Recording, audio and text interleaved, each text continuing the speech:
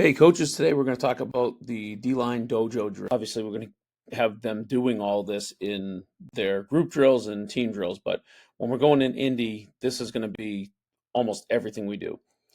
The structure of it, to me, is more a wrestling practice. I'd rather see the kids come in, have it demonstrated, than say, hey, go find a partner.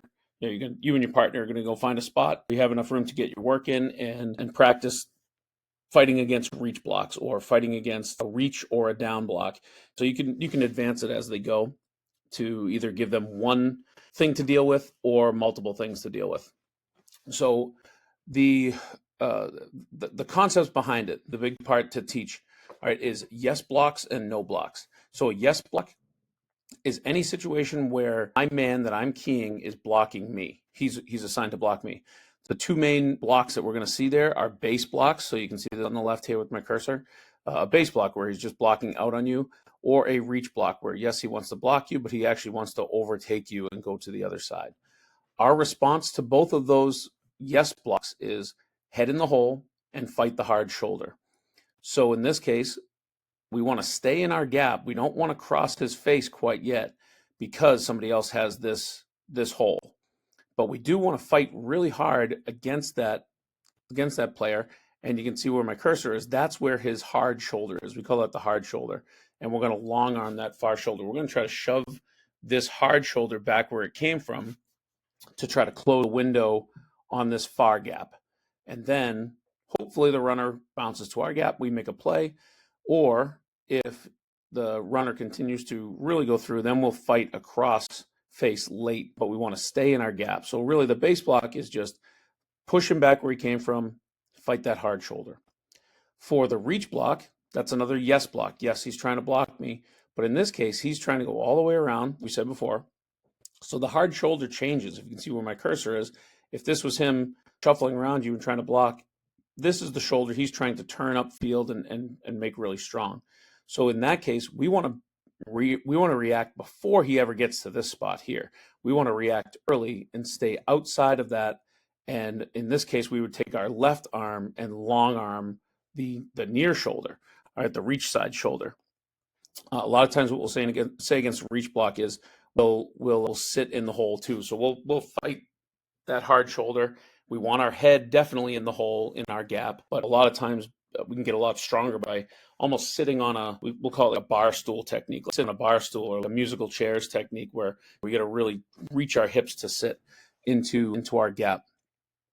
Last thing with a yes block is a pass block. So in a pass block, it is a yes block, but we say fight the soft shoulder on pass. So that's usually the outside shoulder. They're kick stepping, they're coming back. So we're going to probably fight the hard shoulder and work some sort of block escape move. We don't want to get stuck inside too often. We might bull rush it or whatever. At the youth level, I wouldn't even worry about dealing with pass blocks. I really would just keep making sure that they know how to battle against a base block and a reach block. Now on the no blocks, the technique is hand on the hip and get down the line. So a no block is a situation where my key is assigned to somebody else. So for example, we could have a down block where we're the defensive tackle and maybe he's down blocking to a linebacker or down blocking to a nose. He's not assigned to me. He could be scooping, but in both those cases, the man that I'm keying to my inside is trying to get off somewhere else. We're not going to let them get off to the inside without us getting a hand on his hip or at least getting to the inside of our gap, jumping to our gap. All right. The other example would be a pull away. So we'll talk about both of those for a second. So the two techniques that we'll use against these scoop or down blocks, this case here on the left, the first one is a clamp and catapult. What we'll do here is we would strike him with obviously both our hands. Now, if my right hand was here and I feel him start to go away, I'm actually going to take that right hand. I'm going to go down to his far hip at the bottom of his far number, and I'm going to try to grab, clamp on his jersey, and then I'm going to pull. We tell him sometimes it's playing the bagpipe, squeezing the bagpipe to make that noise.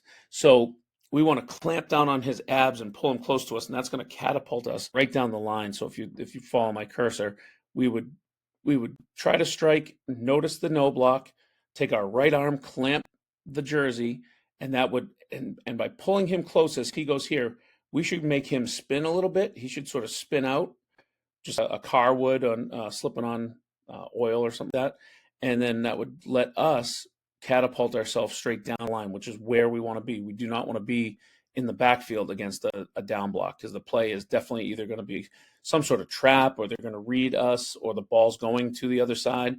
There's nothing for us upfield. We want to get down the line before we make any decisions. So the last no block that we really hit all the time is a pull away. In that one, we say if he pulls, we pull grass. So we do the same thing. We're still trying to get to our man. We're trying to get to that key. We want to just hit him and get a knockback. But he pulls away. He's a little too fast for us. On any pull away, there's almost certainly a blocker that starts here that's here to block back on us. So we need to know that that's going to happen. And once he starts to pull away, we're actually going to drop our right hand, and we say pull grass. We actually will have them pick up a towel, or they'll pull a couple blades of grass. Almost they're doing a deep pass rush, because we want to slip our shoulder so that back block, that down block coming back at us, gets slipped as best as possible.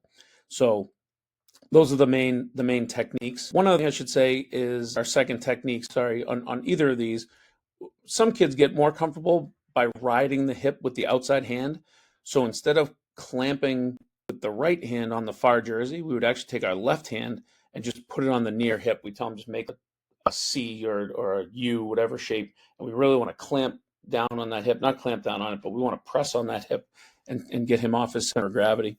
And so we can either, in this case with him going down, we could push on this hip with our left hand and follow him down the line, or clamp with our right hand. So there's a couple different techniques that we can hit in future videos, but those are the main techniques. And like I said, the dojo drill is really treated like wrestling practice, treated like karate practice. Come on in. Hey guys, here's what a base block is. What kind of block is this? It's a yes block. What do we do against a yes block? We put our head in the hole and we fight the hard shoulder. So against base block, it's a yes block. Here's the hard shoulder. Here's how we fight it. Go drill it for 2 minutes. Ready, go. Let's see who can get the most reps. So you can do it that way. And then you can also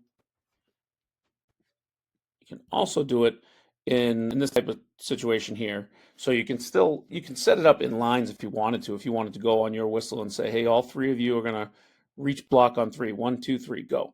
And then all 3 of these first players in line have to react, fight the hard shoulder, sit in the hole, head in the hole. And then I just have it in order here. If I was just working the defense and I'm reacting to the reach block, my next rep through, I would just rotate to become the offensive player so I could go. Once the offensive player is done doing his reach block, go to the end of the line, work your way up, and keep going.